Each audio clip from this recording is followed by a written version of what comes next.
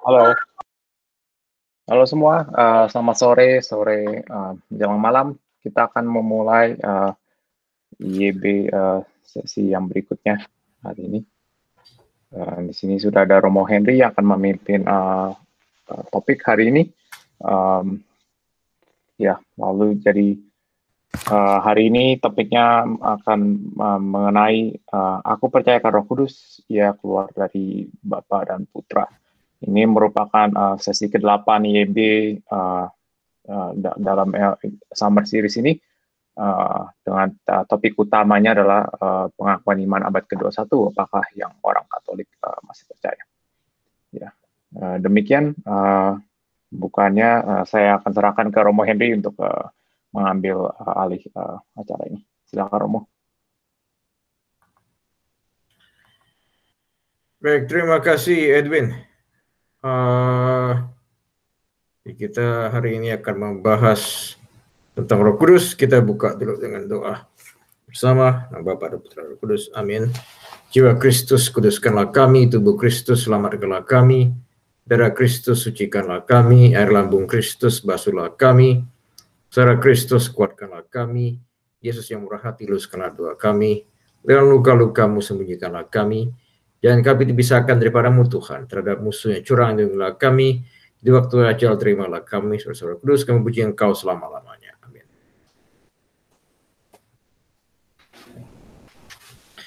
Saudara-saudara terkasih, terima kasih telah berkumpul kembali dalam acara Iman yang Berpikir pada sore hari ini. Sebelum mulai, saya ingin sedikit review tentu tentang apa dari minggu yang lalu, dan juga saya ingin mengatakan bahwa minggu kemarin ketika saya mulai mengisi acara IYB ini sebetulnya ada semacam cultural shock. Yang pertama, setelah saya meninggalkan Bay Area selama kurang lebih 5-6 bulan begitu, saya ada juga mungkin ada sedikit perubahan di sana sini, banyak hal yang mungkin termasuk juga mungkin terhadap acara ini. Jadi saya ingin refleksi sedikit ke belakang begitu. Jadi kalau ada yang masih ingat bahwa ini acara kita mulai tahun kemarin di masa pandemi ini, mungkin ya dengan waktu itu sehubungan dengan coronavirus itu pertama kali, itu masih belajar semua kita ini, there's a baby ketika itu ya acara Iman Berpikir ini topiknya ketika coronavirus. Kemudian summer kemarin kita membahas tentang 10 perintah Allah ya, membahas 10 perintah Allah. Jadi kemudian pertanyaannya ketika itu natur IYB ini bagaimana? Karena ketika saya kembali ke Bay Area beberapa minggu yang lalu, ketika itu saya ketemu seorang bapak, dan bapak ini saya tanya, Pak masih sering ke acara IYB tidak? Gitu. Terus bapak ini menjawab, dia bilang, tidak, saya nggak tertarik gitu, saya inginnya Bible study, kata dia gitu kan. itu bukan Bible study. Ya memang betul, iman yang berpikir ini bukan Bible study. Ya. Ini bukan Bible study, tapi sebenarnya saya ingin mereview sedikit sebenarnya apa yang mungkin bisa kita bahas di sini ya.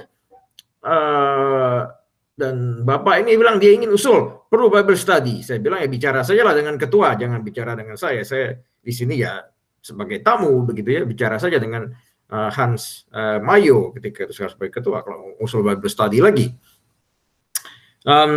Dan kemudian ya minggu kemarin ada diskusi sedikit begitu. Jadi saya ingin mereview sedikit ya dalam pemandangan saya apa yang kita ingin diskusikan di sini. Mengapa kita habiskan waktu 1,5 jam seperti ini, mungkin 1 jam lebih atau 2 jam bahkan ya mendiskusikan ini ya. Oke, kalau kita tahu bahwa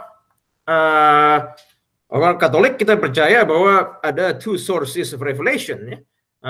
Yang duanya bergabung yaitu puncaknya kita tahu bahwa itu kitab suci Bible ya. Tapi bukan hanya itu saja, tapi juga ada apostolic tradition, tradisi apostolik yang merupakan apa yang diajarkan oleh Yesus diteruskan oleh para murid-muridnya dan terus diteruskan dan kemudian dengan menerjemahkan Bible secara benar. Ya. Jadi itu ada pemahaman yang kita pahami bahwa tentang tradisi itu ada Bible puncaknya, tapi juga ada tradisi.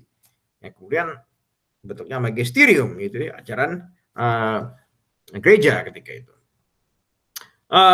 Kalau hanya menggunakan Bible saja, tentu akhirnya kita menjadi sola scriptura, menjadi Protestan. Tapi kalau kita hanya tradisi saja tanpa Bible ya juga salah begitu ya. Nah, ya sebenarnya ya acara ini, ya, iman yang berpikir ini, kita ingin menggabungkan dua-dua ini.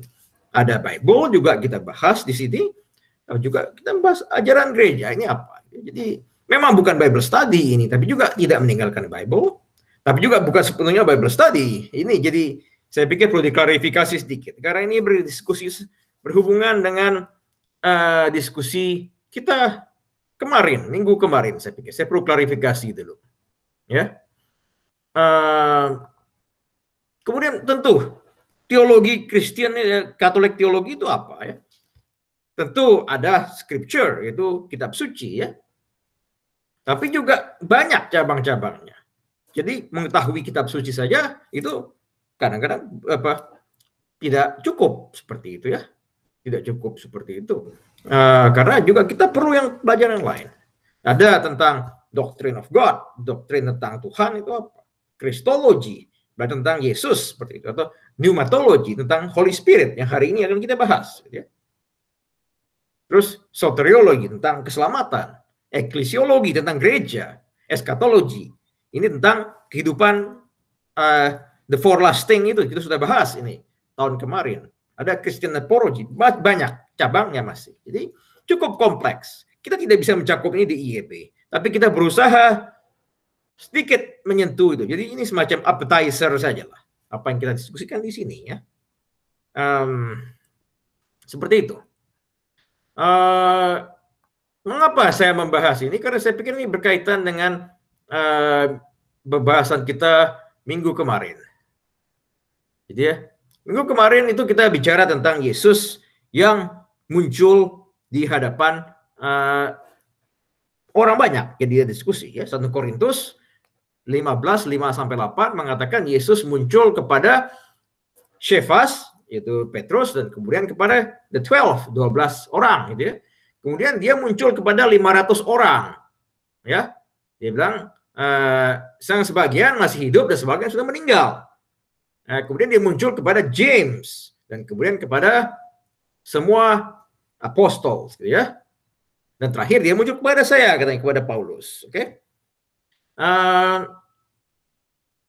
Ini saya tidak bahas minggu kemarin karena ini bukan Bible study. Tapi saya pikir saya perlu ulang sedikit ini karena jangan dikira nanti saya tipu-tipu atau tidak tahu ini. Begini, kita bahas sedikit ini sebelum kita masuk tema Roh Kudus hari ini karena ini penting. Ya. 500 orang itu bukan berarti itu dia benar-benar 500 begitu. Pertama itu penafsiran pertama itu referensi ke Pentakosta. event Pentakosta, munculnya Roh Kudus, di mana banyak orang di situ. Itu yang satu penafsiran bahwa Paulus itu merefer ke sana. Lalu yang kedua, dia mengatakan 500 orang yang sebagian sudah meninggal. Itu berarti interpretasinya ada juga mengatakan bahwa Paulus itu merujuk kepada orang yang sudah meninggal dan kemudian dibangkitkan lagi. Jadi maksud 500 orang itu bukan 500 orang literally seperti itu, tetapi dia menunjukkan bahwa ada kebangkitan bagi orang-orang telah meninggal. Nah, sama juga misalnya dikatakan Yesus muncul kepada James ketika itu ya. Kita tahu bahwa di Galatia 1:18-19 Paulus itu ketemu memang dengan Petrus dan James, itu yang hanya dia sebut. Dan juga John, Yohanes di Galatia 2. Jadi dia ingin orang itu kenal memang dengan James dan Petrus ya. Tapi dia tidak membedakan dua orang ini sebetulnya, mana yang lebih hebat ada mana ini.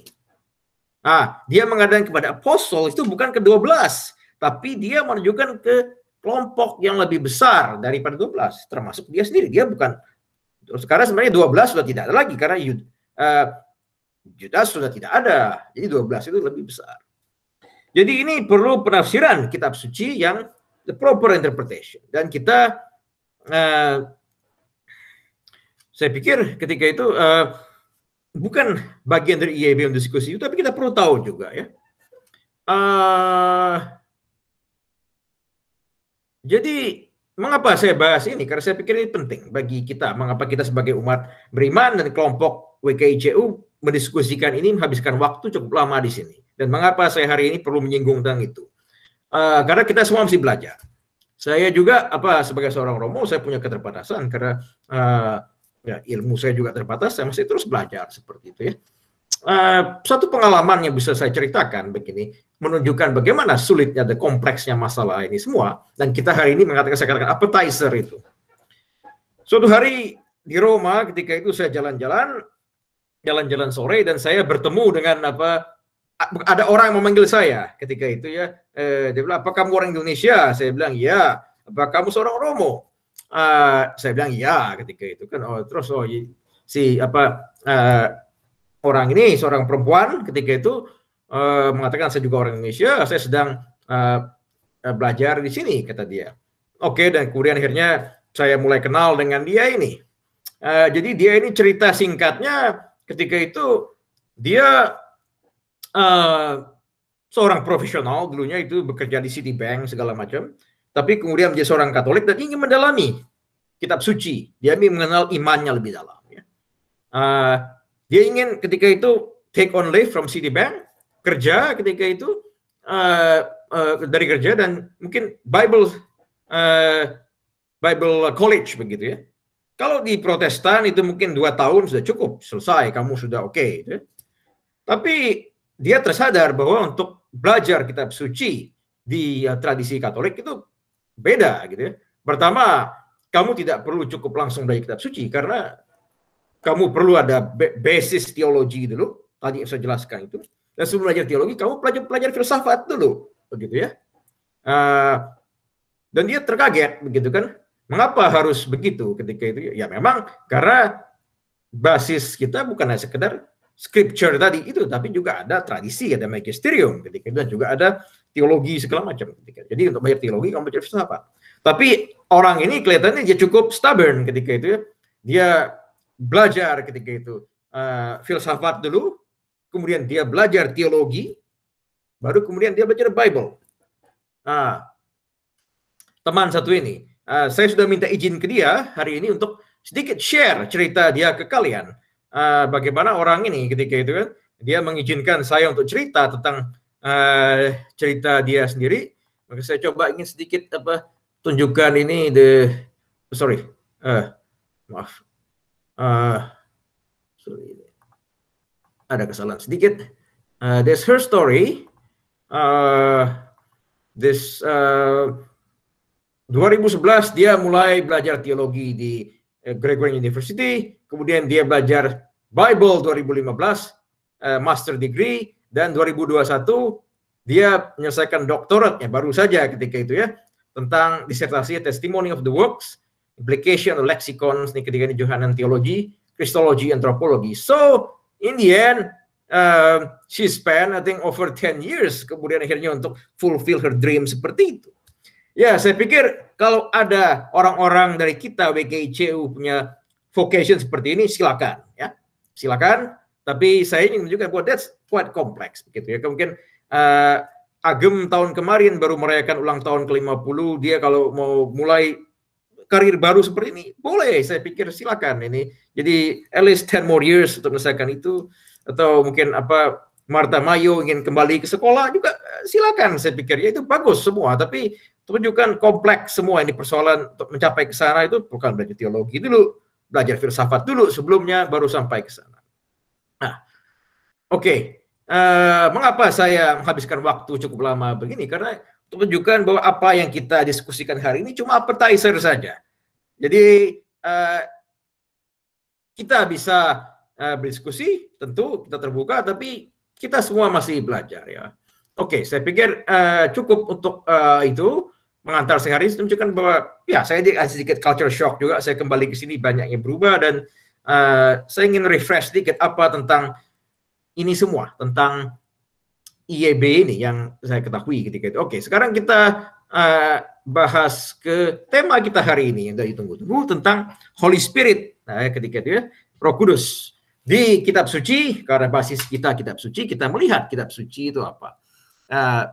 Di Perjanjian Lama disebutkan tentang the Spirit of God, Spirit of the Lord ketika itu ya. Ya Hebrew-nya ruah ketika itu ya. Greek-nya pneuma ketika itu ya. Artinya ketika itu di sini lebih pada napas, the breath, the wind ketika itu. Secara literally ketika itu ya. Kalau kita melihat Perjanjian Lama menunjukkan kepada kekuatan, the power, the strength di sini ya. Dan kita lihat di kitab Kejadian di situ ada mighty wind, ruah ketika itu, waruah, the spirit-nya ketika itu ya. Dan juga di jadi ketika penciptaan itu, kisah penciptaan ya. Dan atau ketika Tuhan berjalan di kebun ketika itu juga ada garden and the breezy, the spirit, la ruah ketika itu juga ada spirit di sini. Itu di kitab suci. Karena teologi kita basis kitab suci, kita refer ke sana. Kemudian dicerita kelahiran Samson ya. The spirit of the Lord came upon him ketika itu juga ada. Jadi ibunya mengandung anak itu dinamakan Samson dan kemudian ketika dia tumbuh besar ketika itu ya ada juga the spirit of the Lord. Sama juga cerita Musa ketika itu ya. Itu di kitab Exodus, kitab Keluaran 3:13. Cerita Saul dan cerita Daud ketika itu. Jadi itu ada di Perjanjian Lama. Nah, di Perjanjian Baru bagaimana? Nah, kita tahu itu berapa minggu lalu kita diskusikan bersama Romo Hartono tentang Maria yang mengandung dengan kuasa Roh Kudus ketika itu ya. Nah, kemudian 4 gospel semuanya mengatakan John the Baptist itu sendiri, Yohanes Pembaptis itu dipenuhi dengan Roh Kudus dari kandungan ibunya. Ya. Nah, kemudian waktu Yesus dibaptis juga ada Roh Kudus. Kemudian Roh Kudus juga membimbing Yesus ketika dia digoda di padang gurun ketika itu ya. Dan kemudian ketika Yohanes Pembaptis juga ketika itu mengatakan misi Yesus itu bagaimana. Ketika dia membaptis dengan, saya membaptis ketika itu dengan Yesus membaptis dengan Holy Spirit kata dia.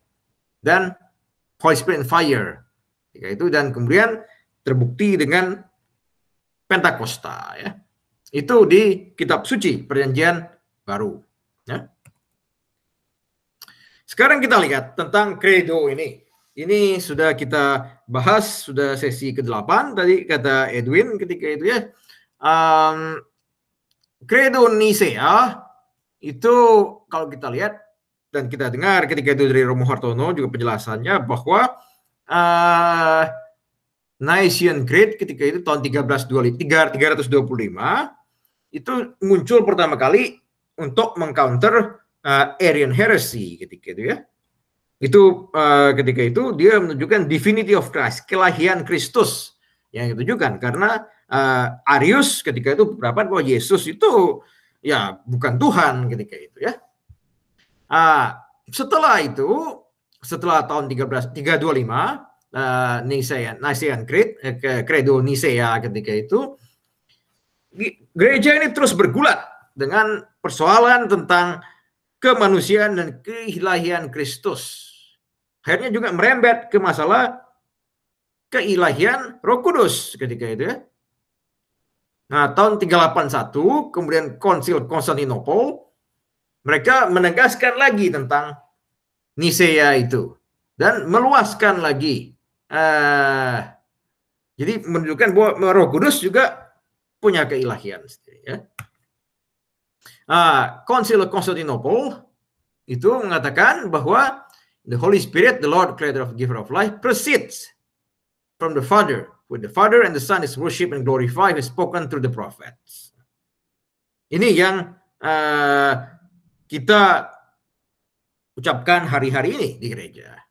Nah, versi Latinnya itu mengatakan atau et spiritum sanctum dominum et vivicatem et quis patre filii procedit, itu mengatakan proceed from the Father and the Son. Jadi dia ditambahkan di sini kata-kata dari Bapa dan Putra, ya. Jadi Holy Spirit itu Roh Kudus berasal dari Bapa dan Putra ketika itu ya.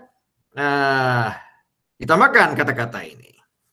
Jadi ini backgroundnya. Mengapa mereka menambahkan ini? Ini itu untuk menunjukkan bahwa ada kesatuan antara Roh Kudus, Bapa dan Putra. Semuanya merupakan Tuhan, satu substan dan semuanya ilahi ketika itu ya.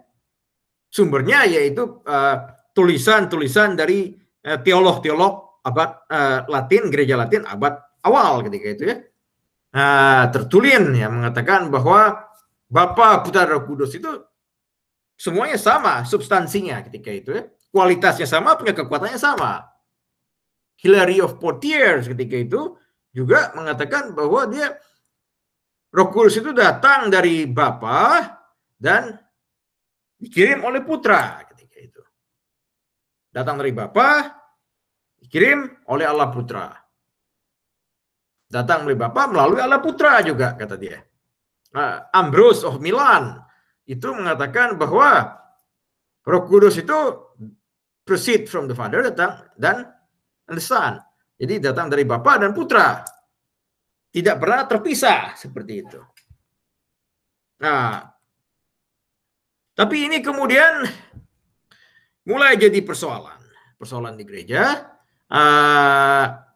Mulai abad ke-8 begitu, terutama karena setelah collapse Roman Empire ketika itu ada konflik antara di bagian barat the Byzantine Court dan Carolingian Court, Carolingians dan segala macam ini didirikan oleh Karl Marx seperti itu, dan mereka berusaha mengklaim siapa yang bisa meneruskan the Roman Empire, the legitimate successor of the Roman Empire. Ya. Mulai ada rivalitas politik sebetulnya, tapi juga berimbas kepada teologi akhirnya. Karena gereja timur, the Byzantines ketika itu tidak menghargai apa yang ditambahkan di situ tentang filioque tadi, filioque dari putra tadi, dari Allah Putra. Ya. The Patriarch of Poitos itu mengatakan bahwa filioque, kata-kata dari putra itu blasphemy. Dia mengatakan ini masalah ini kata dia ini. Kalau dia mengatakan ini tidak betul ini. Berarti datang dari putra, Roh Kudus itu berarti Allah Bapa itu diturunkan derajatnya seperti itu. Ya. Jadi status Allah Bapa diturunkan hanya mengatakan bahwa Roh Kudus muncul dari Roh Putra karena dia sumbernya itu semua Allah Bapa kata dia. Ketika itu ya. Tapi ketika itu dia mengatakan bahwa ini Great Confusion ketika itu menciptakan the new part of worship ketika itu ya. This is the pagan polytheism ketika itu ya, dia mengatakan. Puncaknya tahun 1054 ketika itu mereka saling mengekskomunikasi. Ketika itu Kardinal Humbert of Silva itu the delegate of the Pope Leo IX ketika itu mengatakan the Byzantine court ketika Byzantine Church ketika itu menghilangkan kata-kata filioque tadi, kata-kata dari Allah Putra ya, dari credo dan mengkritik keputusan mereka. Sementara ketika itu Patriark Michael ketika itu juga mengecam gereja Latin yang ketika itu menambahkan kata-kata dari Allah Putra tadi dalam credo. Nah, jadi itulah silakan satu persoalan yang ada perbedaan dari credo yang kita sebut dengan kepercayaan dari gereja ortodoks, gereja timur ketika itu ya, yang dikatakan gereja timur, saya katakan begitu ya, the Eastern churches, karena mereka tidak mengakui adanya kata filioque dari Allah Putra tadi. Tapi sebelum kita melihat ada perbedaan, kita lihat dulu what do we have in common ya. Karena kita sering melihat perbedaan, tapi ya kita pertama bahwa semua pihak tentu setuju bahwa Roh Kudus itu terpisah, the distinct person within Trinity ya. Itu semua setuju. Allah Bapa, Allah Putra, Roh Kudus. Itu semua setuju. Roh Kudus itu satu entity yang terpisah. Tapi juga kita semua setuju bahwa Roh Kudus itu sama dengan substansinya sama dengan Bapa dan Putra, ketika itu ya. Dan semua juga setuju bahwa Allah Bapa itulah sumber dari semua yang ilahi itu. Itu semua setuju. Nah, kalau begitu apa yang berbeda sekarang? Apakah ini semata-mata tentang perbedaan kata-kata ini sebenarnya? Orang bilang ini kata-kata semata. Mungkin sebenarnya tidak ada yang substansial ketika itu. Cuma penggunaan kata ya. Kalau kita lihat betul memang gereja Barat, the Western ketika itu Church, memang sedikit mengubah teks kitab suci ya. Kalau kita teks kitab suci sebelumnya John 15:26, Yohanes 15:26. Nyatakan itu saya tulis Greek-nya di situ ya, dari Greek translation. The spirit from the fathers goes forth. Cuma bahasa Inggrisnya ketika itu. Nah, jadi kemudian ditambahkan proceed from the father and the son ketika itu ya. Tapi seperti saya katakan tadi bahwa kita melihat kitab suci ini satu di sini. Bagian dari Revelation, tapi juga ada tradisi. Yang mengatakannya bukan sekedar diutak-atik kata-katanya ini. Nah, memang kemudian ada lagi persoalan karena itu dari Greek kemudian terjemahan ke bahasa Latinnya, the word precedere itu dengan processio itu mengatakan gerakan yang maju ke depan, movement forward ketika itu ya.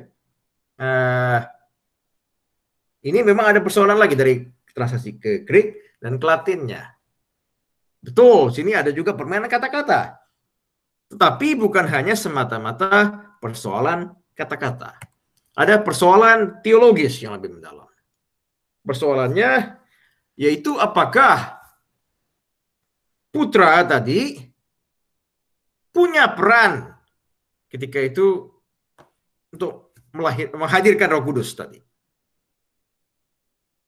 Jadi pertanyaannya apakah Allah Putra, yaitu Yesus, itu mempunyai peran atau tidak terhadap kehadiran Roh Kudus. Nah, yang menurut tradisi dan ajaran Gereja Katolik, kita mengatakan bahwa misi dari Roh Kudus di dunia ini itu selalu melibatkan Allah Putra, melibatkan Yesus. Betul bahwa dia sumbernya adalah Allah Bapa.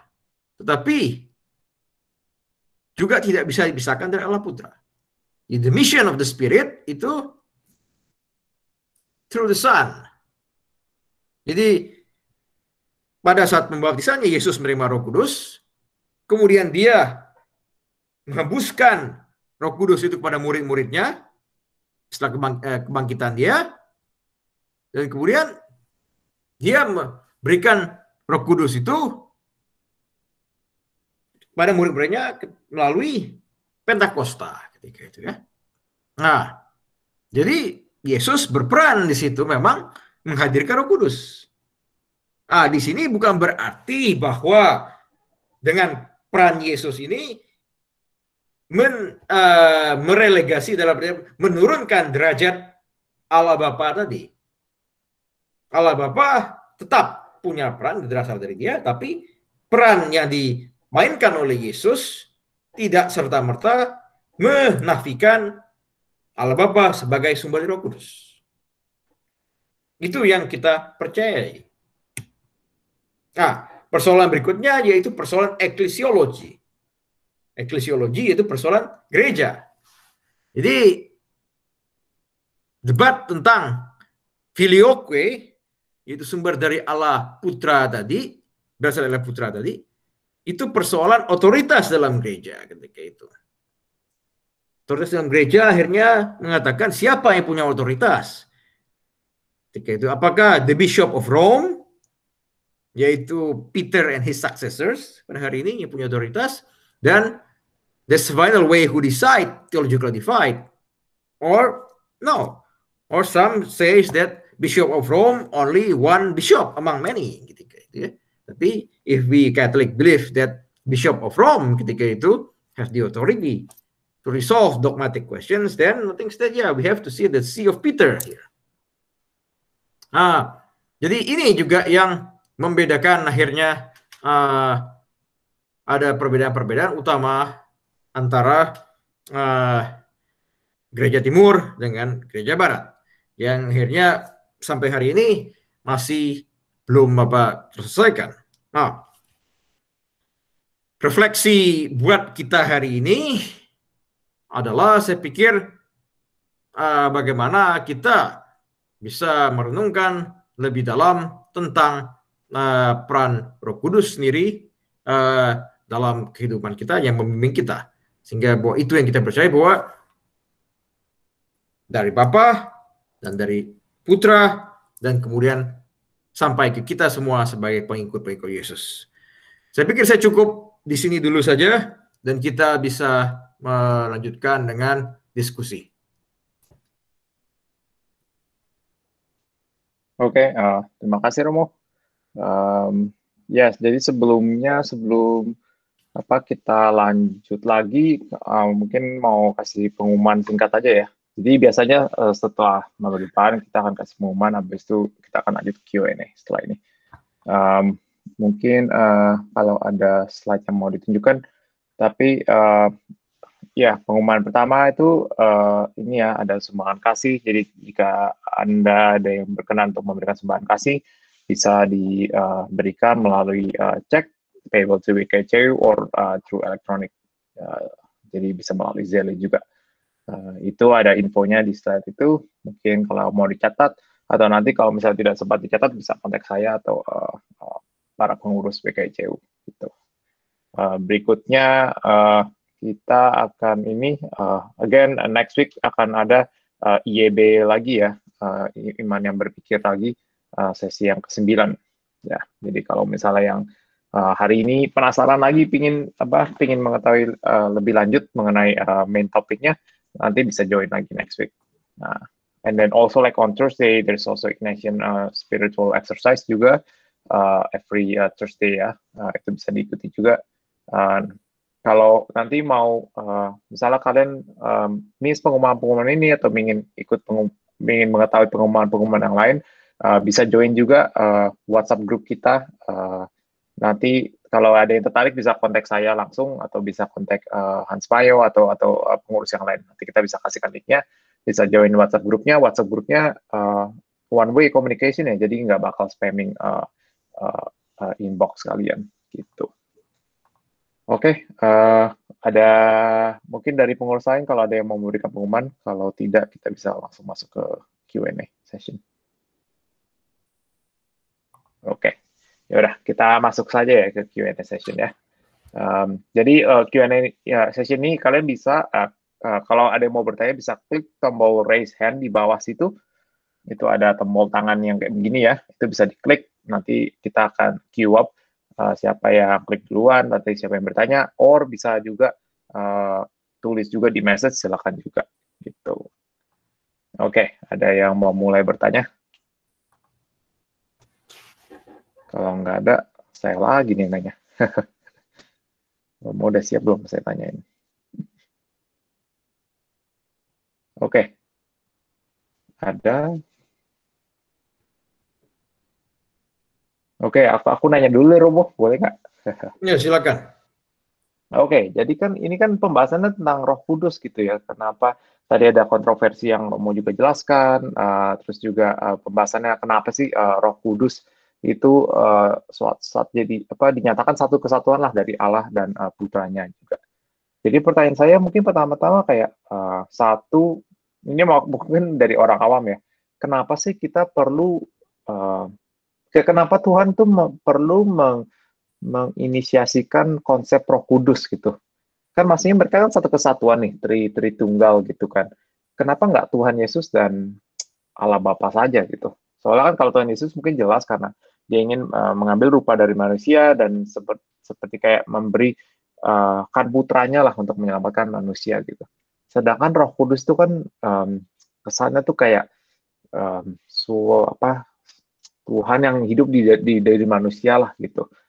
Kenapa nggak kita ngomongnya Tuhan Yesus saja gitu? Tuhan Yesusnya dibagi ke setiap manusia kan. Tuhan Yesus itu kan Allah Bapa itu kan omnipresent gitu, bisa di mana-mana. Kenapa harus ada konsep Roh Kudus gitu? Mungkin itu dulu Romo katanya. Oke, seperti yang saya katakan tadi, konsep Roh Kudus sebenarnya sudah present sejak begini. Kalau melihat tadi penjelasan secara kitab suci Bible itu berarti Roh Kudus itu dan Tritunggal sudah present sejak kisah penciptaan. That's from the beginning, ketika itu sudah ada Tritunggal. Bukan Roh Kudus itu baru ketika itu baru muncul belakangan, ketika itu baru diciptakan belakangan, itu ya. Bukan begitu. Jadi itu salah pemahaman kalau dikatakan Roh Kudus baru diciptakan. Nah, ketika mengatakan bahwa Holy Spirit proceed from the Father and the Son, itu bukan berarti dia dilahirkan oleh Yesus begitu baru muncul lagi. Roh Kudus sudah ada sejak sebelum segala zaman. Ketika itu bahwa kita percaya itu tiga substance itu yaitu Bapa, Putra, Roh Kudus itu jauh sudah ada sebelum semuanya itu. Bahwa mengapa Roh Kudus itu baru ketika itu belakangan seakan-akan present itu ya tadi itu ada perantara, tadi ada Yesus dan kemudian bukan dia baru dilahirkan tapi memang akhirnya kehadiran Yesus di tengah-tengah kita ketika itu terbatas kan, bahwa kemudian akhirnya kembali ke Allah Bapa ketika itu di surga, dan setelah dia pergi ya dia memberikan yang meneruskan tugas saya ketika itu adalah Roh Kudus. Karena Yesus mengatakan saya terbatas kehadiran saya di sini, setelah saya pergi Roh Kuduslah yang akan memimpin kalian seperti itu. Kalau kamu mengatakan pertanyaan akhirnya kemudian mengapa akhirnya begitu kan, bahwa ya Yesus ketika itu dia punya misi, dia ingin membangun kerajaan Bapaknya di dunia ini, build the kingdom of God, itu yang kita percaya ya. Dan untuk itu kan dia perlu meletakkan struktur segala macam seperti itu ya, akhirnya dia berikan kepada murid-muridnya. Dia mulai dengan 12 orang tadi. Dengan 12 orang tadi ketika itu akhirnya bisa berkembang sampai sekarang ini yang tidak bisa dibayangkan. Untuk itulah maka Roh Kudus perlu memimpin mereka. Sehingga saya pikir perlu ada counselor ketika itu kan, karena peran Roh Kudus adalah sebagai semacam penasehat ketika itu kepada mereka. Jadi kalau kamu tanya itu mengapa kemudian akhirnya ada itu ya, kita semua saya pikir butuh orang yang bisa memberi nasihat ke kita.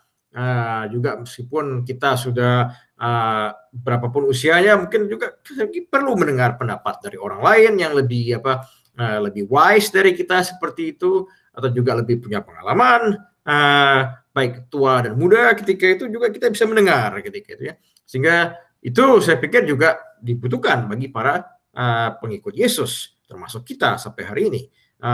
Maka itulah peran Roh Kudus, karena kalau kita jalan sendiri semuanya tanpa itu semua ya bisa berantakan juga, begitu ya. Kalau kamu bertanya terusnya itu mengapa tidak Yesus saja yang terus menerus ketika itu hadir di situ kan? Begini bahwa kita percaya bahwa masing-masing itu punya peran sendiri-sendiri, yaitu Bapa, Putra, Roh Kudus. Itu bahwa Yesus telah hadir di dunia telah memanifestasikan kehadiran Tuhan dalam bentuk manusia ketika dia hadir di tengah kita.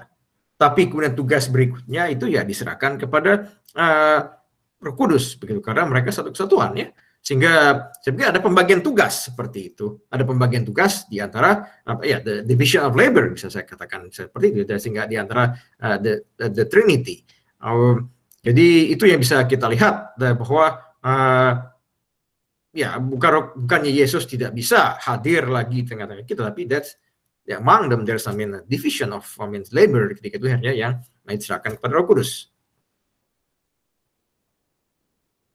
Oke, thank you Romo. Ya, looks like jadi saya bingungnya kenapa harus, mungkin ada division of labor, tapi kenapa harus dikategorikan sebagai new names istilahnya Roh Kudus gitu kan, sebetulnya kan mereka kayak satu kesatuan. Tapi ya seperti yang Romo bilang tadi, katanya emang udah dari sananya gitu ya, maksudnya dari kitab para rasul juga sudah ceritakan kalau Tuhan itu mengutus Roh Kudus, which is kita para rasul itu kan Pentakosta itu. Cerita Pentakosta itu baru muncul di kitab para rasul ketika, tapi Roh Kudus sudah ada jauh sebelum peristiwa Pentakosta itu. Oke.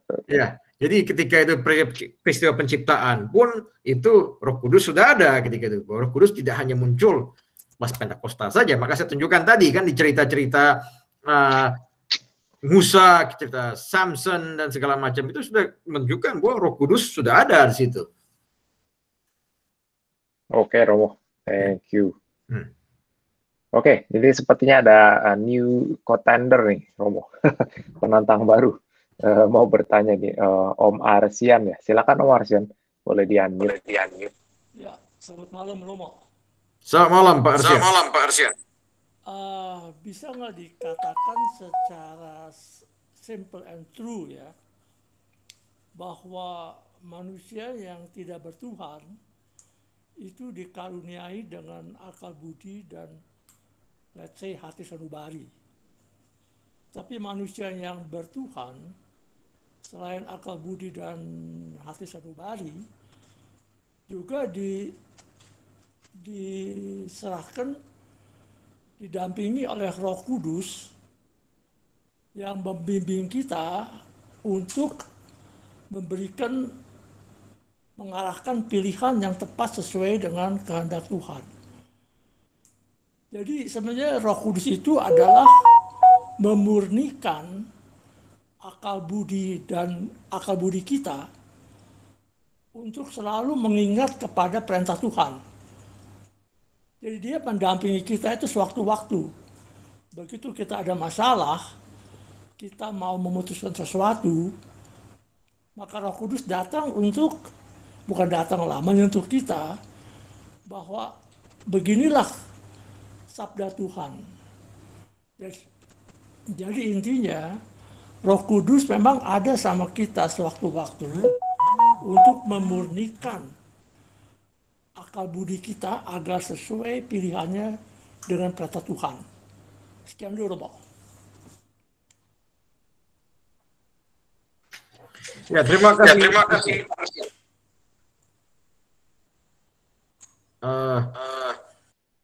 Ada Eko nih, Edwin dia. Iya, udah aku mute ya, Om Arsian. Aku mute sebentar dulu. Begini ya.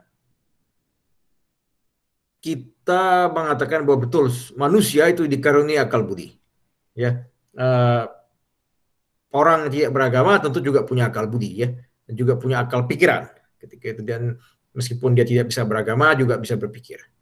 Tapi kalau ajaran teologi Katolik mengatakan ketika itu satu hal yang mengatakan bahwa akal budi itu bisa dikaburkan oleh dosa, ya. baik itu karena dosa asal maupun juga karena dosa kita sebagai manusia. Sehingga sebagai manusia yang berdosa, akal budi itu sehingga bisa akal pikiran itu terkaburkan, sehingga kita bisa berpikir secara jernih lagi. Itu pemahamannya dulu. Nah, karena pengertian dosa itu, ya kalau mereka tidak percaya dosa itu urusan lain ya, tapi bahwa manusia memang berdosa, termasuk saya sendiri secara pendosa seperti itu, sehingga itu kita bisa mengabulkan akal pikiran kita, sehingga keputusan juga kita bisa terpengaruh seperti itu ya. Nah, kemudian apa membedakannya itu dengan orang yang beragama? Maksudnya terutama begini, kita sebagai orang Katolik ya, konteksnya hari ini kita bahas.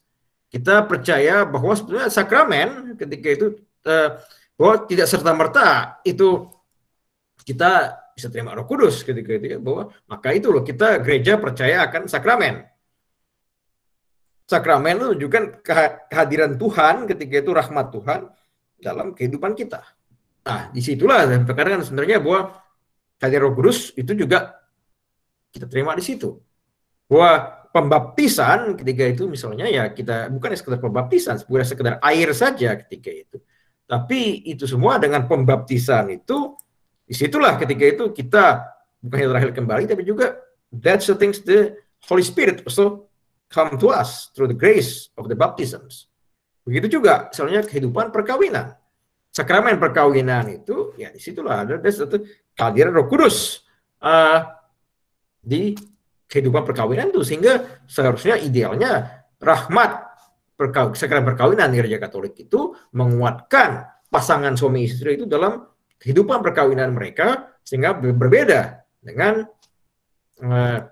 pasangan-pasangan lain yang menikah tanpa sakramen seperti itu. Jadi itu ide dan secara teori mengatakan bahwa disitulah bahwa the Spirit, the Holy Spirit itu hadir di situ. Dan juga tentu sakramen Ekaristi, sakramen pengakuan dosa, segala macam yang kita terima itu semua itu merupakan di situ kita ada rahmat Tuhan kita terima di situ ya, di situ ya juga ada setting the pouring of the Holy Spirit di situ akhirnya, bukan semata-mata ya itu dalam bentuk roti atau apa segala macam ketika itu. Jadi itu yang membedakan akhirnya dan memang bahwa Roh Kudus itu yang membantu kita akhirnya untuk memberikan keputusan-keputusan yang lebih tepat, meskipun akhirnya bukan berarti bahwa serta-merta karena kita sudah dibaptis atau kita sudah menerima sakramen perkawinan, pengampunan dosa atau Ekaristi sudah mesti benar apa yang kita lakukan seperti itu. Karena juga ada orang bisa menggunakan Roh Kudus sebagai alasan dia untuk membenarkan keputusan. Jadi kita juga perlu terus menggunakan akal pikiran kita, hati nurani kita, dan juga ada proses di mana juga kita melihat di situ bagaimana akhirnya itu ya, tentu bisa dari buahnya sendiri. Nah, buahnya akhirnya the fruit of the Holy Spirit ketika itu ya, apakah melahirkan harapan, atau menguatkan iman kita, menguatkan persatuan di antara kelompok, bukan hanya perpecahan segala macam seperti itu. Ya itu bisa dilihat dari buahnya juga, karena akhirnya bukannya semata-mata sudah merasa sudah terima Roh Kudus dan saya sudah I can do whatever I can, bukan begitu juga akhirnya.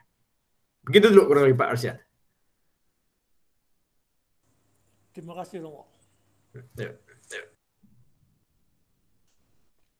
Oke, ada lagi yang mau ini bertanya? Wah, Tante Maya udah pasang video, kayaknya udah bau-baunya mau nanya nih. Silakan Tante Maya. Okay. Iya, gangguin kamu ya, Twin. Aduh, jangan aku ditanya. Romo, ya silakan Maya. Iya, justru aku ditanya dan tidak bisa jawab nih ya. Jadi gini, ini mulai dari Genesis 2:7 ya. The Lord God formed man out of the dust of the ground and blew into his nostrils the breath of life. So the question was, what was that the breath of life? Is that Holy Spirit? Ini pertanyaannya panjang ya Romo, karena menyangkut step berikutnya. Jadi if it's Holy Spirit, if it yes, Kenapa kita mesti, jadi kita sebetulnya diciptakan sudah dengan Holy Spirit. Kenapa kita mesti ada pembaptisan? Apalagi pembaptisan ini ya, confirmation, yang karena dipanggil juga Holy Spirit kan. Juga seperti yang Romo bilang, sakramen lainnya itu mencurahkan Holy Spirit involved in all those sacraments. Itu kalau jawabannya tadi apa sih ya? Enggak ya? Iya. Sekarang kalau jawabannya enggak ya Romo. Kalau bukan Holy Spirit, what was that? And then still I think the question was jadi agak panjang nih ya, pertanyaannya nyambung semua, sorry Romo. Jadi kalau misalnya itu bukan, what was that? What was the breath of life in Genesis 2:7 ya. Terus juga related to the baptismal of misalnya baptis air, kemudian confirmation.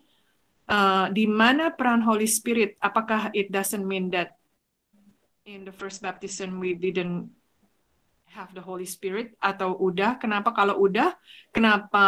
Why we have to have the confirmation? What was the ini ya? Jadi involvement atau perannya apa Holy Spirit? Kenapa kita mesti ada confirmation? Gitu Romo. Mudah-mudahan pertanyaannya make sense. Oke, ada berapa pertanyaan, harus dipilah-pilah sedikit dulu ya. Remind me, saya agak miss yang kedua tadi. Ya, tapi yang pertama kalau nggak salah itu tentang Genesis 2:7 ya. Iya. Terus Jadi yang terakhir itu tentang mengapa itu ada confirmation. Yang kedua tadi tolong sedikit diperjelas lagi sih. Iya, karena nyambung ya. Jadi Genesis 2:7, yes. What is the breath of life there? If it's Holy Spirit, so why we need the baptismal, water baptism, initiation, and then confirmation, and then and basically yang paling ini kedua itu ya, baptismal. Juga ini ada hubungannya. Nanti kalau Romo jawab, it depends jawabannya apa. Kalau memang itu Holy Spirit, that means everyone has a Holy Spirit. They don't have to be baptized ya, karena we all have Holy Spirit. Kalau jawabannya yes. Kalau jawabannya no, is that mean also everyone doesn't have Holy Spirit unless they are baptized, all those sacrament. And then within the sacrament itself, it's confusing because is that mean that we don't have Holy Spirit in the baptismal in water? Why we need the confirmation, baptismal in the Spirit. Sorry Romo, banyak pertanyaan, tapi itu nyambung semua ya. Aku nggak bisa jawab soalnya. Oke. Pertama saya katakan kita semua masih belajar dan saya juga perlu cek lagi ya. Tapi seingat saya, minggu depan saya akan make sure lagi kalau saya salah, saya akan koreksi gitu ya. Seingat saya bahwa yang kamu sebutkan itu di 2:7 itu bukan ruah gitu. Jadi begini, there's two definition in Hebrew Bible, ruah and nefesh gitu ya. The breath of life yang kamu sebutkan tadi itu di 2:7 itu that's not ruah, which is mean the spirit of the Lord yang saya sebutkan di slide saya tadi. If I'm not mistaken, that's related to things that there's different things that this is nefesh in things that Hebrew Bible itu yang lain itu dengan the spirit of the Lord itu, the spirit of life itu tadi itu juga inform the man ketika itu that's that give the breath of life itu, if either that nefesh or nismat ketika the breath of life itu tadi itu his nostril, yang itu berbeda dengan ruah tadi, ruah yang saya sebut itu. Jadi itu beda ya. Jadi jawabannya itu Mayo. Pertama itu tapi I will double check ketika itu. I will double check. I will get back to you next week. Tapi saya ingat saya itu beda dengan translation ruah tadi yang saya sebut itu. Bukan itu tadi yang saya sebut. Jadi itu pertama beda. Oke, so ya, oke Romo, kita step by step aja ya. Oke, so jawabannya that means kalau memang itu betul, hopefully betul, so it's not the Holy Spirit, right? Yeah. So the next step, if it's not Holy Spirit, that means the next one for us is baptism in order to receive the Holy Spirit, right? The next, that means, does that mean that only people that get baptized have the Holy Spirit? Itu dulu deh Romo, baru the next step. Sorry. Jadi, is that mean that orang itu bertanya jadinya, kalau apakah berarti hanya orang Katolik yang ada Holy Spirit, atau yang ada Protestan yang, well, Protestant is also baptized, right? So baptized in the name of the Father and the Son and Holy Spirit, yang dapat Holy Spirit. So what happened with other people gitu loh, yang enggak dibaptize? That's the next step, I guess, the next question. Thank you, Romo. Oke, kita sebagai orang Katolik, yaitu that's what we believe in. Bahwa kita percaya bahwa that's the baptism ketika itu, that's the things that make it different, ya. Bahwa begini, mengapa dulu itu misalnya orang that's try to really, to baptize ketika itu, ya. That's great missionary like Francis Xavier segala macam ketika membaptis banyak orang, ya, karena that's what we believe in ketika itu, bahwa ya orang yang belum dibaptis itu, that's the things that depend on his salvation, keselamatan dia. Jadi dia tidak terselamatkan, maka itu perlu dibaptis akhirnya. Dan that's what we believe in. Tentu akhirnya itu yang memaknai bahwa kita dengan that's the other people, the non-believer ketika itu, ya. Kalau dulu kan that's the things that with the circumcision that in the Old Testament, ya. Ketika itu the covenant between God. Tapi that's kemudian setelah kedatangan Yesus kan sudah terjadi perubahan, dan kemudian setelah Paul and Peter ketika itu debate ketika itu apakah perlu terus, kemudian they said that they agree on the First Council of Jerusalem, ya, tidak mesti semuanya di-circumcise. So what is the new thing? Then that's the thing, that's kind of baptism, karena perintah Yesus terakhir adalah that's baptize all the people in the name of Father, Son, Holy Spirit. Jadi itu yang kita percayai, bahwa memang akhirnya that's make us feel different with others ketika itu, dan kita percaya bahwa pembaptisan itu memang penting akhirnya untuk itu, ya. Kemudian pertanyaan kamu berikutnya, kalau begitu bagaimana ketika itu, apakah orang-orang yang bukan Christian ketika non-believer itu they don't have the Holy Spirit ketika itu kan? Begini, yang pertama ya saya katakan, ya itu tentu ada perbedaan, ya. Saya juga either way we have to accept that things that there's a choice kan, that we believe that we are safe because of the means that through our baptism, sementara mereka memilih tidak. Tapi memang kemudian ada pertanyaan, kemudian begitu ada bagaimana katanya kalau orang-orang yang tidak mengenal Yesus ketika itu kan, karena tidak ada missionary di sana apa segala macam, ya. Kemudian there's a new doctrine ketika itu mengatakan bahwa ada baptism of desire katanya ketika itu, yang mengatakan bahwa ya meskipun katanya dia tidak dibaptis secara formal dengan air segala macam, tapi kalau orang-orang itu ketika itu there's a desire to be a follower of Christ begitu, in the end he or she also will be saved. Is really there's a desire in him ketika itu, ya. Misalnya ada yang ketika itu mengatakan that's ada pemain catur nggak di sini orang WKICU mungkin banyak gitu, ya. That's the Bobby Fischer ketika itu sebelum dia meninggal dia ingin dimakamkan sebagai seorang Katolik katanya begitu, tapi dia tidak pernah dibaptis. Atau ada juga katanya there's a filsuf itu that's Simon Weil ketika itu juga dia tidak pernah dibaptis, tapi menjelang akhir hidupnya dia menerima Yesus begitu, ya. Nah, ini bagaimana? Ada yang mengatakan baptism of desire, meskipun dia tidak dibaptis, tapi karena dia punya desire, tapi dia tetap diselamatkan. Kita bisa debat lagi nanti ini apakah bisa diterima baptism of desire ini. Tapi itu yang menunjukkan bahwa that's how that we see that. Kemudian poin berikutnya adalah kamu mengatakan kalau sudah terima Holy Spirit ketika dalam pembaptisan kita, mengapa perlu ada confirmation, begitu ya? Iya. Oke. Ketika dalam confirmation, masalahnya kemudian Holy Spirit karena diterima lagi, gitu kan? Karena that's I think that the bishop has to do the confirmations and give them that. Okay. Jadi begini, bahwa kita tahu bahwa dalam things that kehidupan yang normal saja, di kehidupan sekuler ini banyak hal yang perlu kita ulangi. Kita tuh we have to do many things that more than once ketika itu ya. That's to confirm. So case that from things that going to the dentist, things that to clean our mouth regularly, begitu things that itu kita perlu lakukan, atau juga that fixing your car segala macam seperti itu. Juga things that you keep studying different things begitu juga, itu that's always something we need to recharge begitu ya.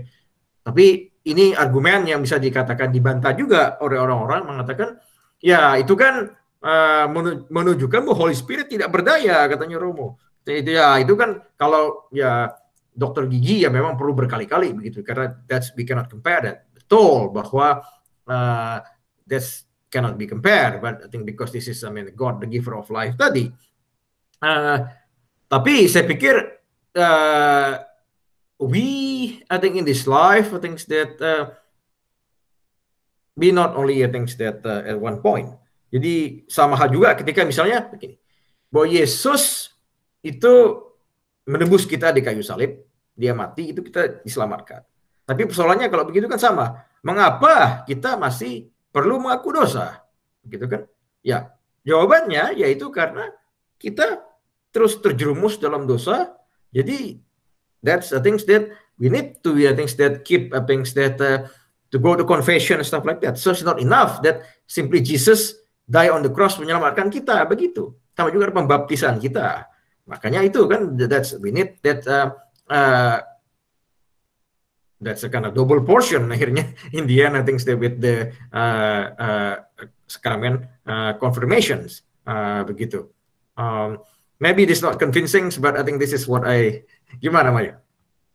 Iya, kalau yang repetition, I think it's hard to convince ya Romo. Aku try to convince this way, karena sakramen itu only one time kan. Kita dibaptis satu kali, confirmation satu kali kan, satu kali kan. Jadi bukan yang repetition seperti yang Romo bilang. Jadi aku berusaha menjelaskan itu seperti kayak apa ya, level to be achieved. Kayak misalnya mau jadi Romo kan, Romo mesti jadi ada beberapa level kan. Walaupun jawaban aku, kita terima Holy Spirit on both sacrament, on each sacrament in the Catholic Church. Tapi memang itu jawaban aku kira-kira Romo, karena aku nggak bisa. Sorry, gimana nanti kamu jawab?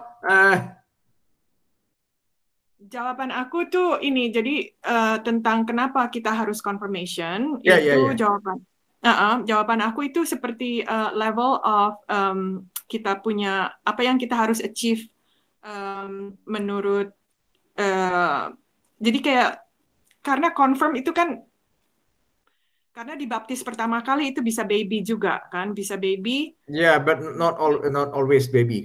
Most of the part not always baby, tapi maybe the awareness is less. So that's why we need confirmation. Tapi maksud aku nggak bisa pakai yang repetition karena sakramen itu cuma sekali gitu. Jadi yes and no. I think that karena sakramen Ekaristi kita terima berkali-kali kan. Reconciliation juga berkali-kali. Ya, tapi dalam hal ini pertanyaannya tuh antara baptismal dan confirmation dan related to Holy Spirit. Where is why we need Holy Spirit? Why we need confirmation? Karena kita sudah terima Holy Spirit juga di water baptismal gitu loh. Oke, jawab sebenarnya begini. Ada satu lagi yang bisa saya tadi mungkin yang bisa saya katakan begini. Begini ya, bahwa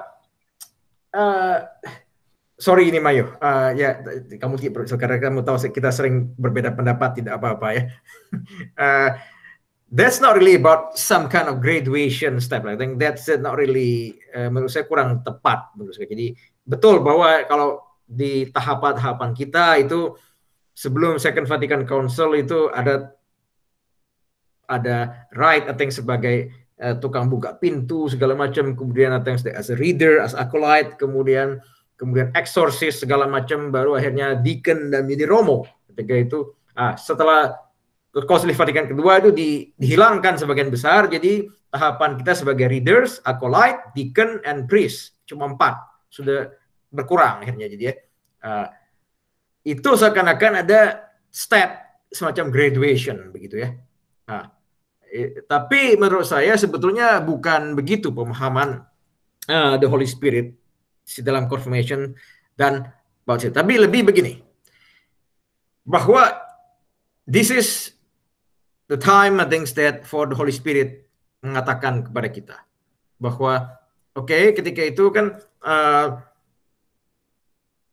kalian dibaptis ketika itu ya, baik baptis bayi ataupun ketika itu baptis dewasa, ketika itu bisa jadi ketika itu baptis tua juga ada.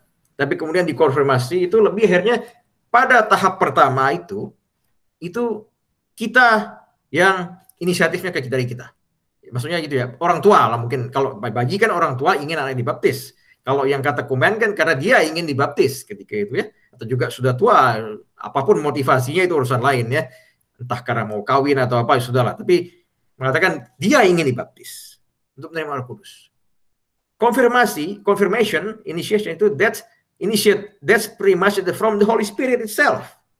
Itu yang membedakan. Karena Holy Spirit yang sekarang mengatakan Mayo ketika ini atau Agem ketika itu, that's the time for you to be an adult. I think that adult Catholic Christians, and the time for you to be stronger your faith and to defend your faith. Begitu. Jadi that's really I think the time bahwa mereka yang Holy Spirit yang kali ini ambil peran mengatakan the time for you untuk pergi diutus sebagai an adult begitu ya, adult I mean a believer begitu, bukan sebagai infant lagi begitu. Jadi itu yang menurut saya lebih membedakan. Jadi pertama tadi inisiatifnya dari kita sebagai ingin dibaptis, tapi kedua tadi Holy Spirit the play important role. Makanya yang kedua itu kan lebih bishop yang berperan di situ, yang lebih spesifik tentang Holy Spirit-nya. Itu saya mengatakan itu enggak mungkin tidak convincing juga. Yeah. Thank you Romo. I like that. I think it will be explained well ya. Aku bisa pakai itu. Thank you Romo. Oke, thank you Romo. Berikutnya ini ada pertanyaan, ada yang resen Lia Juliana. Silakan Lia. Ya, halo Romo. Yang tadi saya mau tanya nih, saya pernah novena Roh Kudus di dalam misteri kedua itu Roh Allah turun atas Yesus ketika dia dibaptis. Kemudian pas misteri ketiga itu oleh Roh Kudus Yesus dibawa ke padang gurun untuk dicobai oleh setan. Nah, wujud khususnya itu kita harus bersyukur selalu atas ketujuh karunia Roh Kudus yang dicurahkan pada kita saat menerima sakramen penguatan, roh kebijaksanaan, pengertian, nasihat, keperkasaan, pengetahuan, kesalehan, dan rasa takut akan Allah. Nah, menyambung dengan pertanyaan Mayo, apakah memang pada waktu sakramen penguatan roh-roh itu baru kita terima? Terus kedua, menyambung dari judul fire acara ini, aku percayakan Roh Kudus ia keluar dari Bapa dan Putra, tapi di Lukas 4:1 itu Yesus yang penuh dengan Roh Kudus kembali dari Sungai Yordan lalu dibawa oleh Roh Kudus ke padang gurun. Jadi sebenarnya Roh Kudus itu Roh Kudus dari Bapa yang menyertai Yesus kemudian diberikan kepada kita pada Pentakosta, atau dari Yesus juga ada Roh Kudus yang diberikan kepada kita gitu. Oke, Romo. Ini ada dua pertanyaan yang agak berbeda ya. Jadi pertanyaan pertama itu, apakah berarti bahwa kita menerima 7 karunia Roh Kudus itu hanya pada saat confirmation, begitu kalau kita lihat ya? Iya, di misteri itu ditulisnya begitu. Begini, saya pikir jawabannya itu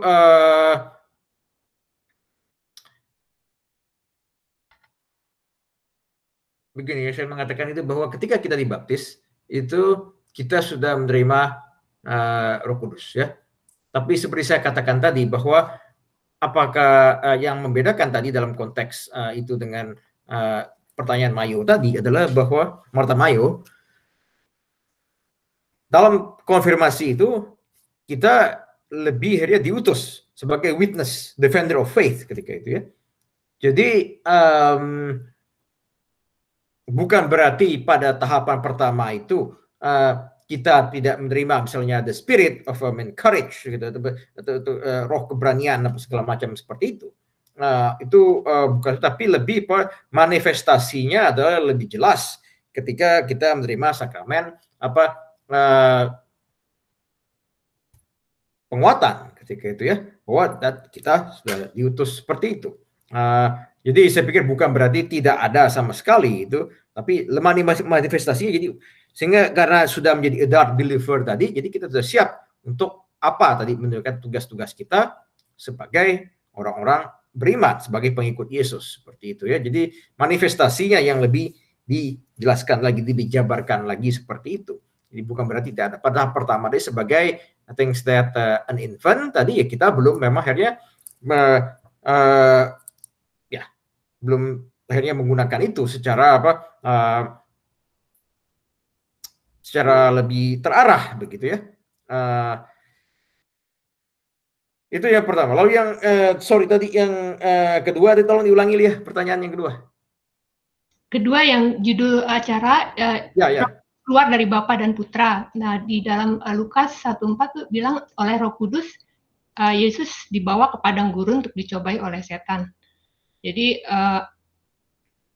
Yesus yang penuh dengan Roh Kudus kembali dari Sungai Yordan lalu dibawa oleh Roh Kudus ke padang gurun. Jadi saya Roh Kudus itu apa dari Bapa atau kuat juga dari Yesus waktu diberikan kepada kita? Gitu. So, ya mungkin. Jadi kontroversi hari ini yang kita diskusikan itu kan dalam Nicea Creed itu tadi, yaitu Credo Nicea itu adalah, saya katakan tadi itu kan orang memperdebatkan akhirnya itu. Ada kalau gereja ortodoks itu kan tadi saya lupa menunjukkan sesuatu ini. Kalau kita lihat di sini, ini yang membedakan dengan Eastern Church itu dia. Sorry. Di sini kan Latin Church itu gereja Katolik dan Roman itu mengatakan dari Bapa, ini Putra dan Roh Kudus. Jadi begini kan. Kalau kita lihat Eastern Church itu kan Bapa, Putra, Roh Kudus ini tidak ada hubungan di sini. Jadi kalau kita tadi saya mencoba menjawab pertanyaan Lia itu, kalau kita memahami seperti itu bahwa seakan-akan saya katakan Roh Kudus sudah ada jauh sebelum segala zaman ya. Seperti itu. Dan juga termasuk Allah Putra juga. Kalau kita lihat Yohanes bab 1 itu mengatakan Allah Putra itu sudah ada sebelum segala zaman, gitu ya. Tapi kita tahu semua dia asalnya dari Allah Bapa, ya. Baik Putra maupun Roh Kudus, begini ya. Sementara di kita pemahamannya kayak Katolik mengatakan betul bahwa Roh Kudus itu sudah ada sebelum segala zaman seperti itu. Dan di situ tuliskan juga bahwa Roh Kuduslah yang membawa Yesus ke padang gurun dan kemudian dia dicobai oleh itu. Tapi bukan berarti Roh Kudus itu seakan-akan seperti skema ini. Tapi adalah bahwa ya kita percaya that proceed from the Father and the Son seperti itu, dalam artian seperti ini, bahwa Allah Bapa, di sini Allah Putra dan kemudian Roh Kudus. Jadi Roh Kudus meskipun dia yang membawa Yesus ke padang gurun seperti itu, tapi bukan berarti bahwa dia terpisah dari Allah Putra tadi, hanya bersumber ke Allah Bapa. bahwa dia juga punya keterkaitan dengan Allah Putra tadi. Kalau bagaimana pertanyaannya mungkin bagaimana menjelaskan ini, kan sekarang kan ini membingungkan. Ya, sekali lagi ini misteri Trinitas memang membingungkan di sini ya. Nah, jadi bagaimana mungkin kalau dia berasal dari Allah Putra, bagaimana dia sendiri membawa Allah Putra? Seperti itu kan pertanyaannya.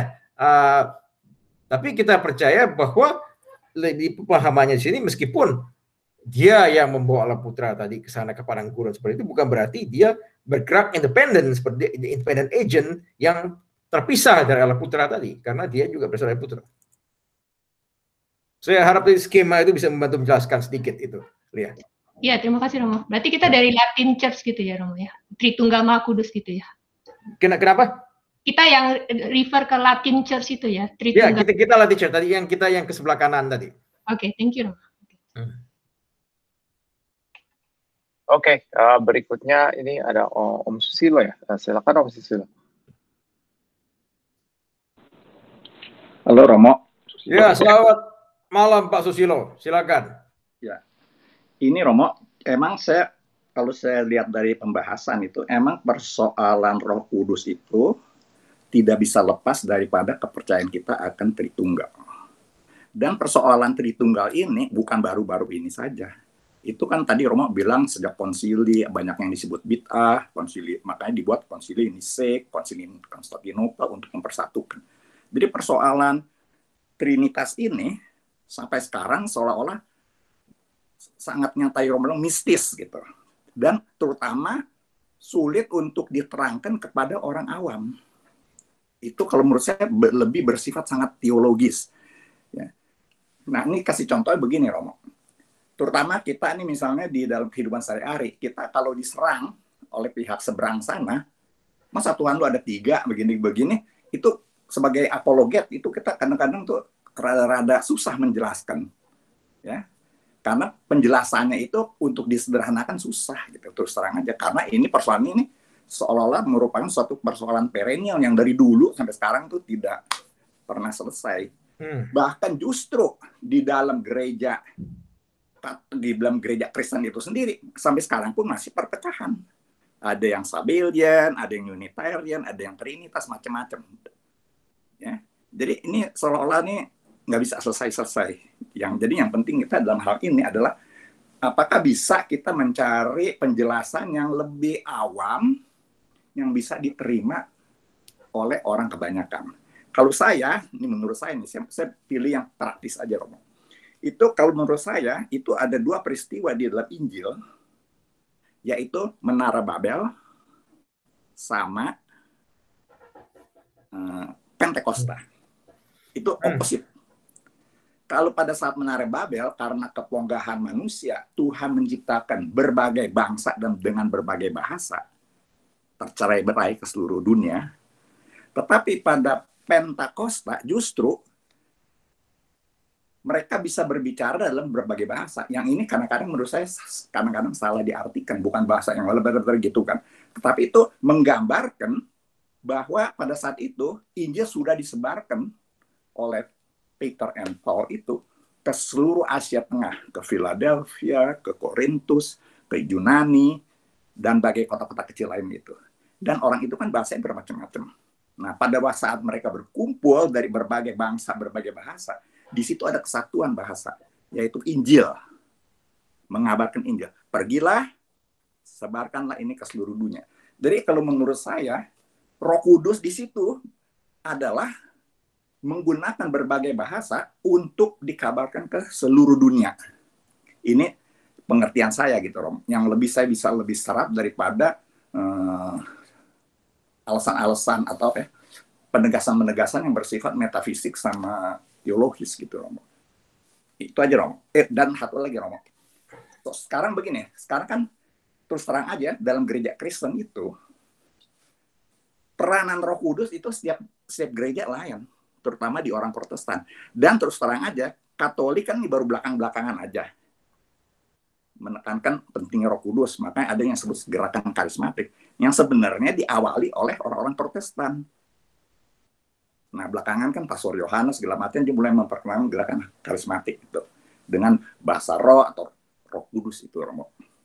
Nah, jadi menurut saya, apakah ada satu cara yang lebih bisa menjelaskan kepada orang awam daripada metaphysical atau theological reasoning? Dan yang kalau menurut saya itu yang tadi Babylon sama Pentakosta bisa nggak sebagai salah satu masukan? Terima kasih, Romo. Agak ada beberapa hal ini, Pak Susilo. Pertama, tentang menjelaskan Trinitas kepada orang awam dan menjelaskan Roh Kudus kepada dua orang awam itu that's two different things. Itu dua hal yang berbeda. Betul bahwa Trinitas atau Tritunggal Maha Kudus, the Trinity itu adalah misteri. Dan kita bisa menggunakan berbagai macam cara untuk menjelaskannya ke orang awam ya. Tapi pada akhirnya itu sebuah misteri begitu. Itu satu. Kalau menjelaskan Tritunggal Maha Kudus itu memang hal yang kompleks dan tapi kemudian menjelaskan Roh Kudus ke orang awam itu juga persoalan yang lain lagi, saya pikir. Menjelaskan Tritunggal sendiri sudah susah, tambah lagi menjelaskan Roh Kudus, begitu ya. Bagaimana ke orang awam seperti itu tadi? Seperti saya katakan minggu kemarin itu memang ada yang sebutkan ada speculative knowledge, itu teologi segala macam itu dengan filsafat itu sebenarnya spekulatif, tapi kita mencoba melihat itu akhirnya.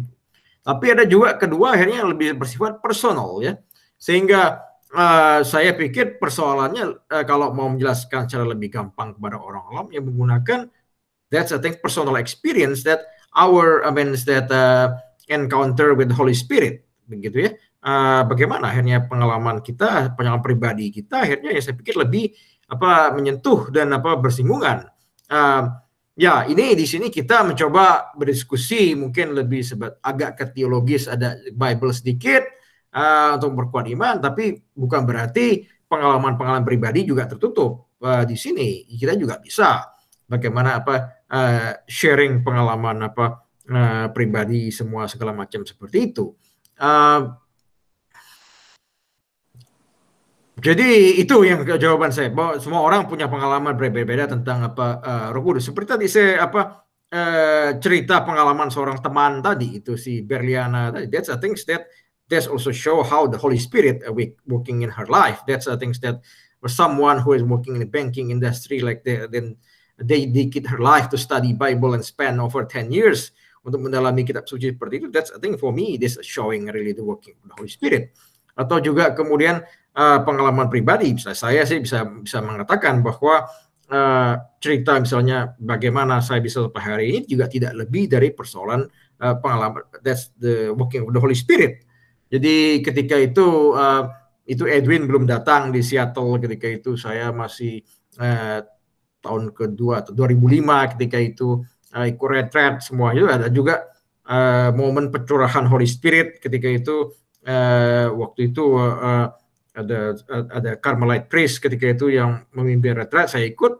Ya, that's I think I feel it personally ketika the pouring of the Holy Spirit. Itu juga satu pengalaman pribadi yang bukan hanya sekedar pengalaman malam itu saja, tapi juga berimbas terhadap pengalaman iman saya. Sehingga orang seperti juga perjalanan akhirnya membantu saya menjadi seorang Romo seperti ini. Itu pengalaman pribadi ya. Yang lain-lain bisa cerita lagi begitu pengalaman pribadi mereka ya. Kemudian masalah tadi itu, masalah Pentakosta apakah bisa Babylon sama Pentakosta. Ya, dibandingkan maksudnya segitu. Ya. The event of Pentecost itu bisa dibandingkan dengan Babylon begitu ya. Saya perlu cek lagi apakah Luke memang merefer ke sana.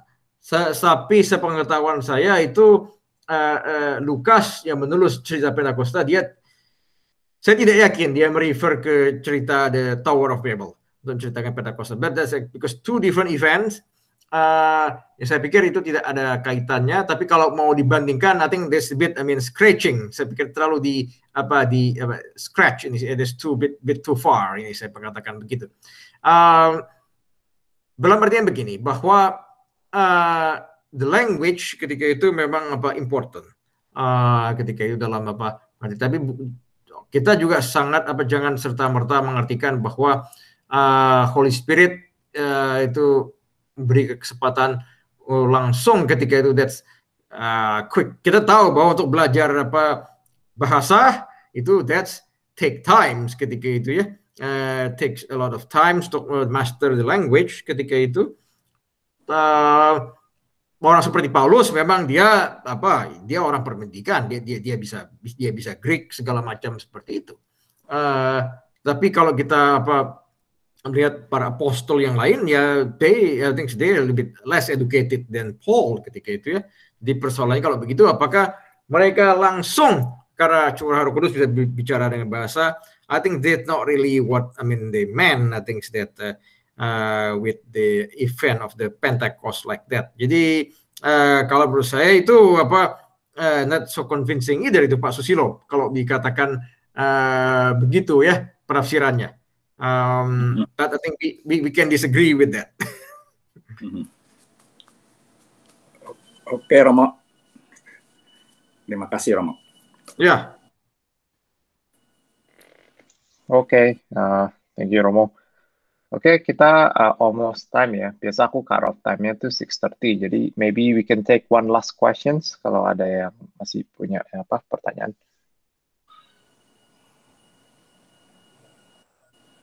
Terakhir nih.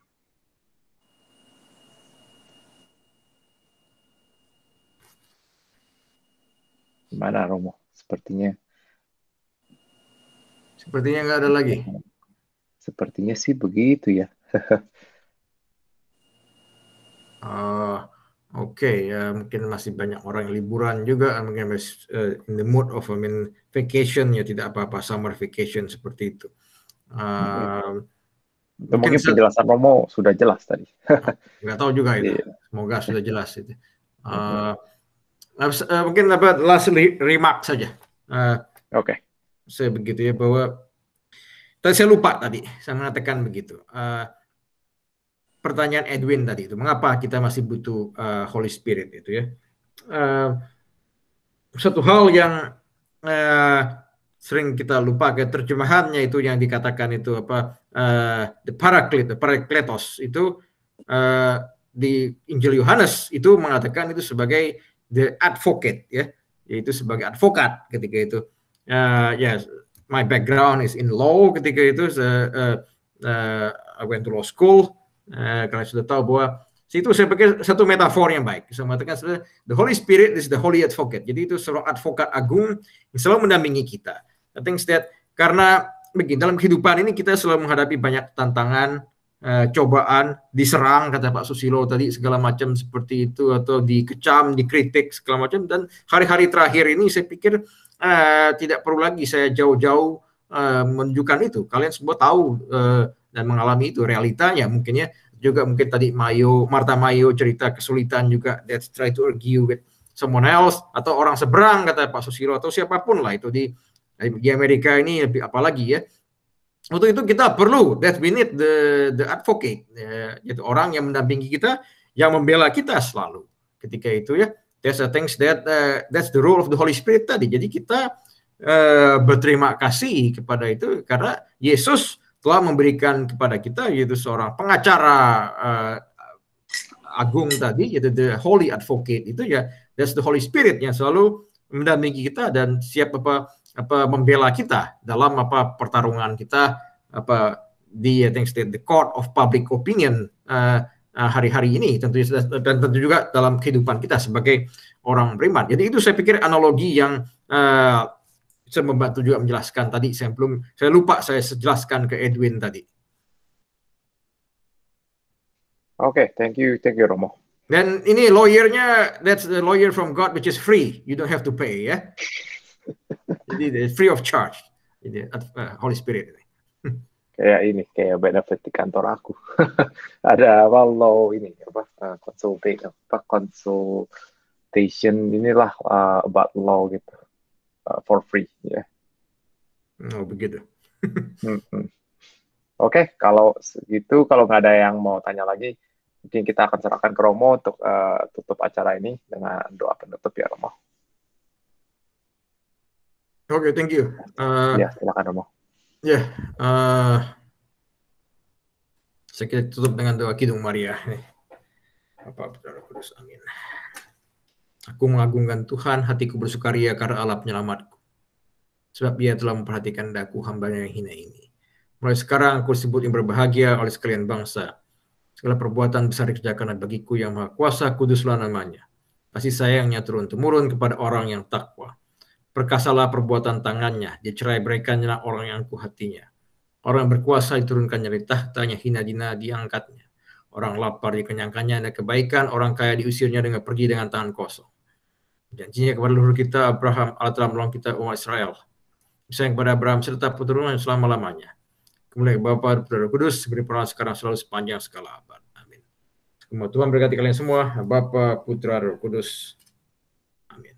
Amin. Amin. Terima kasih Romo. Thank you Romo. Ya, sama-sama sampai Thank you ketemu semua minggu yang depan. udah datang. Ya, semoga Thank you, Romo. next week ya. Semua, makasih. Makasih Romo, makasih semuanya. Ya, you're welcome. Yuk, Sampai Tante ketemu. Mayo. Ayo semua, dadah. Ya, Bye. Romo.